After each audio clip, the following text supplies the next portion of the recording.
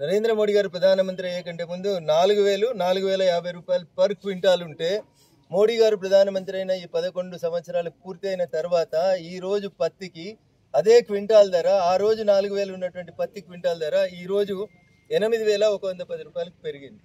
కాబట్టి దయించి దళారుల వ్యవస్థల్ని తగ్గించుండ్రి, వచ్చే ప్రతి రూపాయి రైతన్నకు న్యాయం చేయాలని నేను 2 చేతులు జోడించి మా అధికారులందరికీ కూడా విజ్ఞప్తి చేస్తా ఉన్నాను. దళారుల పార్టిసిపేషన్ ఎక్కడైతే జరుగుతుందో అక్కడ రైతుకు అన్యాయం జరుగుతుంది.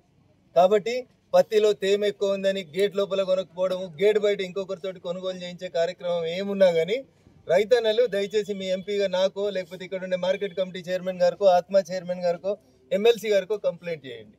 దళారులకి పంటలు నమ్మి దయచేసి మోసపోవద్దు. మా మిల్లు యజమానులకు కూడా నేను దయించి విజ్ఞప్తి చేస్తా ఉన్నా. అనేక ఒడిదుడుకులు నడుకొని మీరు వ్యాపారాలు చేస్తూ ఉంటారు, అనేక కష్టాలను ఎదుర్కొంటారు మీరు కూడా. కానీ రైతన్న విషయానికి వచ్చినప్పుడు తేమున్నదనో ఇంకోటి ఉందనో బయటికి పంపించి అదే పత్తి గేట్ బయట ఇంకొక దళారి కొనుగోలు చేస్తున్నాడంటే ఇది భారత ప్రభుత్వానికి, రాష్ట్ర ప్రభుత్వానికి అవమానకరం. కాబట్టి దయచేసి ఇట్లాంటి వాటిని ఎంకరేజ్ చేయొద్దని మీడియా ద్వారా నేను రైతన్నలందరూ కూడా విజ్ఞప్తి చేస్తాను.